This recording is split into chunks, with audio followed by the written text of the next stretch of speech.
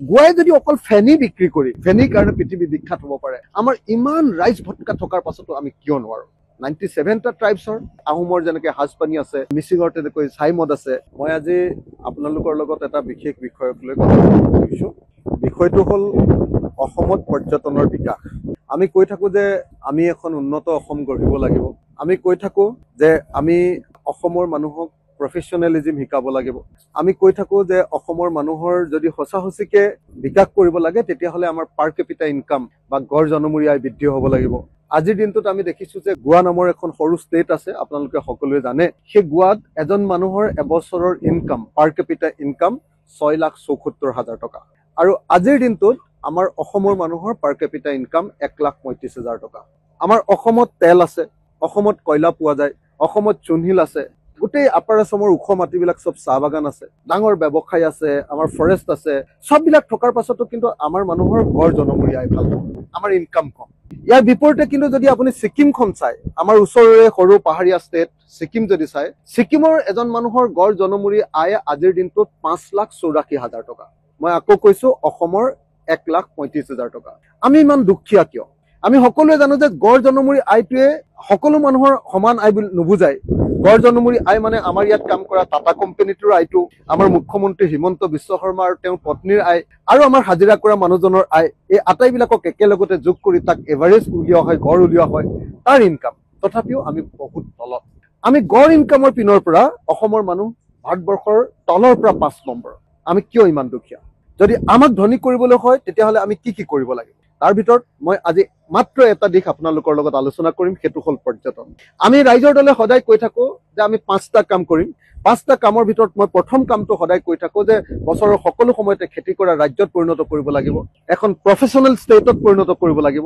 Number 2, আমি কৈ থাকোঁ যে খেতিয়কৰ উৎপাদনৰ MSP দিব লাগিব, মিনিমাম ছাপৰ্ট প্ৰাইচ দিব লাগিব। তৃতীয়, আমি কৈ থাকোঁ যে গাঁৱে গাঁৱে চহৰৰ বস্তি এলেকাবিলাকত আমি সৰু সৰু ইণ্ডাষ্ট্ৰি কৰিব লাগিব, সেইটো আমি 3 নম্বৰ কৈ থাকোঁ। 4, আমাৰ ব্যৱসায় বাণিজ্য এইবিলাক অসমৰ মানুহৰ হাতলৈ আনিব লাগিব। আজিৰ দিনটোত অসমৰ আটাইতকৈ ডাঙৰ ব্যৱসায় অনলাইনে কৰি আছে, সেইবিলাক আমাৰ অসমৰ মানুহৰ হাতলৈ আনিব লাগিব। আৰু পঞ্চম, আটাইতকৈ গুৰুত্বপূৰ্ণ এটা বিষয় হ'ল অসমৰ পৰ্যটনৰ বিকাশ। মই আজি সেই পৰ্যটনৰ বিকাশৰ ওপৰত আপোনালোকৰ লগত কেইটামান কথা পাতিব খুজিছোঁ।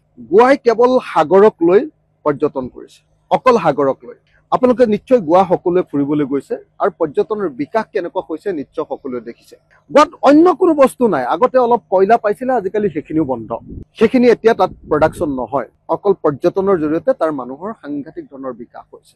গোৱাত অকল সাগৰৰ পানী, সাগৰৰ উপকূল, সেই বিচত মানুহক ফুৰিবলৈ দি আৰু তাৰ আনুষাংগিক গোটেই বস্তুবিলাকৰ বিকাশ ঘটাই মানুহৰ ইনকাম বৃদ্ধি কৰিছে। আমাৰ ইয়াত ব্ৰহ্মপুত্ৰ আছে, কিন্তু আমি ব্ৰহ্মপুত্ৰক লৈ এতিয়ালৈকে একো কৰিব পৰা নাই। সঁচাকৈ ব্ৰহ্মপুত্ৰক লৈ আমি কি কি কৰিব পাৰোঁ? টুৰিজিমৰ কাৰণে আমাৰ বহুত বস্তু আছে। ৱৰ্ল্ড ক্লাছ আমাৰ ওচৰত ৱাইল্ড লাইফ আছে। পৃথিৱীত আটাইতকৈ বেছি ভাল নেশ্যনেল পাৰ্ক বুলি যদি কয়, তেতিয়াহ'লে পৃথিৱীৰ আটাইতকৈ ক্লাছ 1 যদি নেশ্যনেল পাৰ্ক বুলি কয়, য'ত সঁচা সঁচিকে ৱাইল্ড লাইফ দেখিবলৈ পায়, সেইখন ডেফিনেটলি কাজিৰঙা। কাজিৰঙাই অকল নহয়, আমাৰ আৰু তেনেকুৱা কেইবাখনো নেশ্যনেল পাৰ্ক আছে য'ত মানুহ আহিব পাৰে।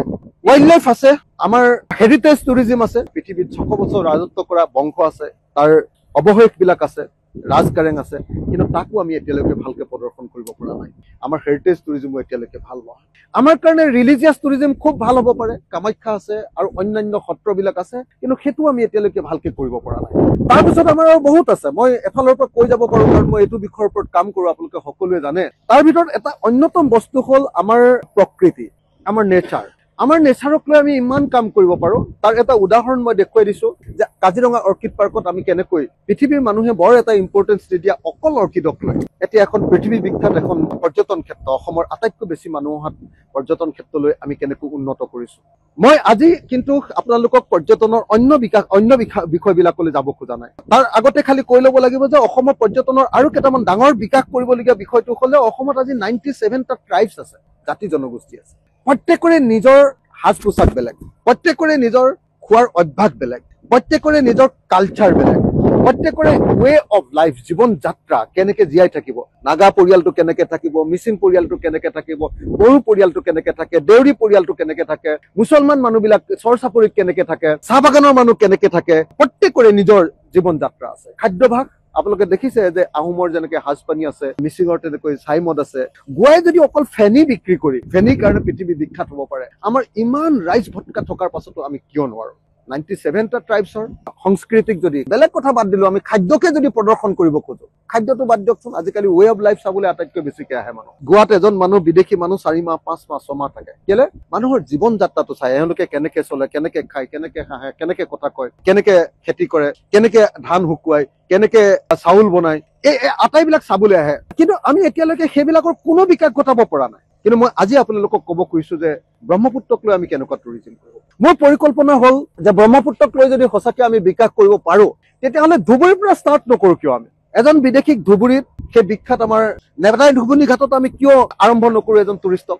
নেতাই ধুবুনী ঘাট যদি দেখুৱাব খোজো, তেতিয়াহ'লে নেতাই ধুবুনী ঘাটৰ হিষ্ট্ৰীৰে ষ্টাৰ্ট কৰিব পাৰো, তাৰ যিটো জনবিশ্বাস তাৰে ষ্টাৰ্ট কৰিব পাৰো। তাৰ কাষত সেই চৰ চাপৰি মানুহৰ জীৱন যাত্ৰা দেখুৱাব পাৰো, মুছলমান মানুহৰ কালচাৰ দেখুৱাব পাৰো, তাত পুৰণি বহুত আমাৰ বেংগলী মানুহ আছে, সেই বেংগলী মানুহৰ কালচাৰ দেখুৱাব পাৰো। আৰু ধুবুৰী পুৰণি আমাৰ কোচ ৰাজবংশী মানুহৰ জীৱন যাত্ৰা, কালচাৰ সকলোবিলাক দেখুৱাব পাৰো। তাৰে ষ্টাৰ্ট কৰিব পাৰো আমি। তাৰপিছত আপুনি আহি থাকক ধুবুৰীৰ পৰা জাহাজত লৈ আহক টুৰিষ্টক, বিদেশী টুৰিষ্টক, ভাৰতবৰ্ষৰ বেলেগ বেলেগ টুৰিষ্টক আপুনি জাহাজেৰে লৈ আহক। এতিয়া যদি আপুনি তাৰপিছত ধুবুৰীৰ পৰা আহি যোগীঘোপাত আমি আকৌ দেখুৱাব পাৰো, সেই ঠাইৰ পৰা মানে ধুবুৰীৰ পৰা আহি থকাৰ পৰা ৰাভা পাই গলো, গাৰো পাই গলো।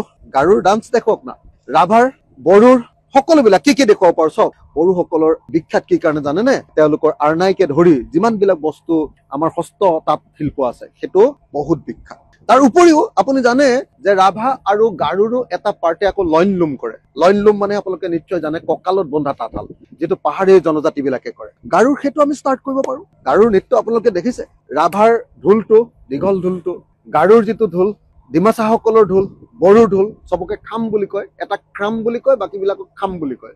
সেই খামক লৈ আমি আৰম্ভ কৰিব পাৰো। তাৰ মাজত আকৌ যদি দেখুৱাই দিব খোজো, আমি হালনি গছৰ মাজত অলপ আধুনিক আমি হেৰিও দেখুৱাই দিব পাৰো। যিখিনি নাটক আছিলে, শাল গছৰ তলত কি নাম আছিলে আমাৰ পাহৰি গলো মই। তাৰপিছত আপুনি কোচ ৰাজবংশী মানুহৰ জীৱন যাত্ৰাটো আমি দেখুৱাব পাৰো। কোচ ৰাজবংশী মানুহৰ জীৱন যাত্ৰা, বড়ো মানুহৰ জীৱন যাত্ৰা, ৰাভা মানুহৰ জীৱন যাত্ৰা, তেওঁলোকৰ খাদ্যাভাস, এইবিলাক আমি এফালৰ পৰা দেখুৱাই আহি থাকিব পাৰো। তাৰপিছত আমি আহি গুৱাহাটী পাম। গুৱাহাটীত আমাৰ বিহুৰ পৰা আৰম্ভ কৰি বিভিন্ন ধৰণৰ কালচাৰ বিলাক দেখুৱাব পাৰো। লগত কামাখ্যাক আমি দেখুৱাই আহিব পাৰো। পৃথিৱীৰ নদীৰ ওপৰত থকা, নদীৰ মাজত থকা আটাইতকৈ সৰু দ্বীপটো, আটাইতকৈ ডাঙৰ দ্বীপটো যেনেকৈ আপোনাৰ মাজুলী, তেনেকৈ আটাইতকৈ সৰু দ্বীপটো আমাৰ আমি দেখুৱাই আহিব পাৰো, গুৱাহাটীত থকা উমানন্দ মন্দিৰটো। তেনেকৈ আমি সেইফালতে আহি গৈ থাকিব পাৰো। তাৰ পাছত অলপ আগত ৰাখি যেতিয়া নগাঁও পালোহি, শিলঘাট পালোহি, তাত আকৌ বেলেগ বেলেগ জনগোষ্ঠী, তিৱা আহি গ'ল, কাৰ্বিও আহি গ'ল। তাতে কাৰ্বিসকলৰ কালচাৰ আপোনালোকে নিশ্চয় দেখিছে। আৰু নিশ্চয় আপোনালোকে জানে যে অসমীয়া সভ্যতা কেতিয়াৰ পৰা ষ্টাৰ্ট হৈছে। অসমৰ সভ্যতা ষ্টাৰ্ট কৰিছে কামৰূপ জিলাৰ সেই কাৰ্বি লোকসকলে। প্ৰথম নিঅলিথিক এজৰ প্ৰথম শিলৰ অস্ত্ৰ আৰম্ভ কৰিছিলে আমাৰ কাৰ্বিসকলে। সেইখিনি ঠাই আমি ষ্টাৰ্ট কৰিব পাৰো, সেইখিনিত আমি দেখুৱাব পাৰো মানুহক। তাৰপিছত আহি আমি পালোহি তেজপুৰ। তেজপুৰত কি কি দেখুৱাব পাৰো আপোনালোকে সকলোৱে জানে। অসমত প্ৰথম বিহুৰ স্থাপত্য কৰবাত যদি আছে, প্ৰথমতে স্থাপত্যৰ ভিতৰত বিহু ডেন্স প্ৰথমতে আমি তেজপুৰত দেখুৱাব পাৰো। তাৰপিছত কাজিৰঙা আহি গ'ল। কাজিৰঙা আহি গ'লে কাজিৰঙা নেশ্যনেল অৰ্কিড পাৰ্কো দেখুৱাব পাৰো তাতে। আৰু কাজিৰঙাটো ৱৰ্ল্ড ক্লাছ এনেই হেৰি হয়। তাৰপিছত কাজিৰঙাৰ পৰা আমি আহি থাকিলো। কাজিৰঙা পোৱাৰ পৰাতো সেই এই অংশৰ পৰা আহোম সংস্কৃতি দেখুৱাবলৈ আৰম্ভ কৰিব পাৰো, চুতীয়াসকলৰ সংস্কৃতি আমি দেখুৱাবলৈ আৰম্ভ কৰিব পাৰো। তাৰপিছত অলপ আহি আহি আহি আকৌ মাজুলী পালোহি। তাৰ আগত দেউৰী বিলাকৰ সংস্কৃতি দেখুৱাব পাৰো। তাৰপিছত মাজুলীলৈ আহি অকল সত্ৰ নহয়, সত্ৰটো খুব ইম্পৰ্টেণ্ট বস্তু, কিন্তু তাৰ লগতে মিচিঙৰ জনজীৱনটো আমি দেখুৱাব পাৰো, দেউৰীসকলৰ জনজীৱন দেখুৱাব পাৰো। ধুবুৰীত থাকি আহিলে নদীয়ে নদীয়ে যেতিয়া আহি থাকিম, ধুবুৰীত আকৌ আমাৰ পুৰণি মৃৎশিল্পটো দেখুৱাই আহিব পাৰো, টেৰাকোটা ইণ্ডাষ্ট্ৰিটো।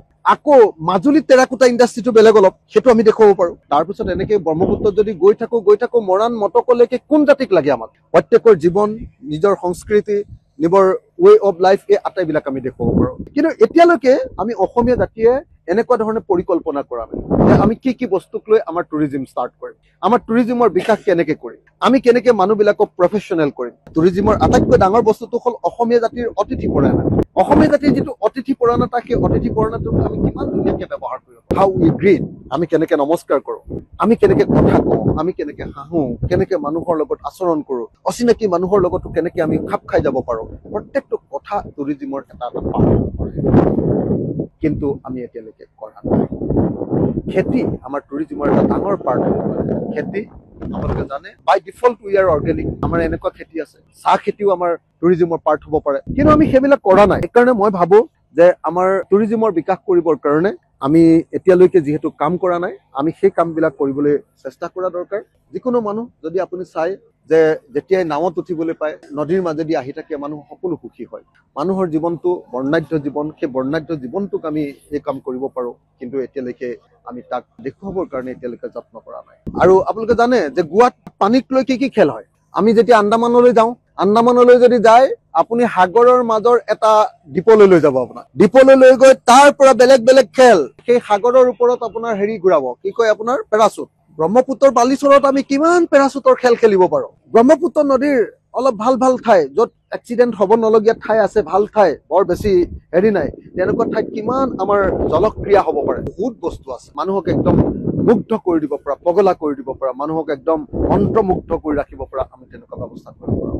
কিন্তু আমি এইবিলাক কৰা নাই, আমি ভবা নাই। এতিয়ালৈকে আমাৰ পুৰণি নাও খেলো ক'তো দেখুওৱা নাই।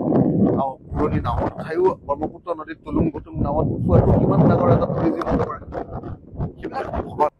আহক ব্ৰহ্মপুত্ৰৰ এই নতুন জুতিটো পৰ্যটন ক্ষেত্ৰত ব্ৰহ্মপুত্ৰই আমাক কিমান যে টকা দিব পাৰে, ব্ৰহ্মপুত্ৰই আমাক কিমান যে সম্পদ দিব পাৰে, ব্ৰহ্মপুত্ৰই আমাক কিমান যে বিকাশৰ সম্ভাৱনা দিব পাৰে।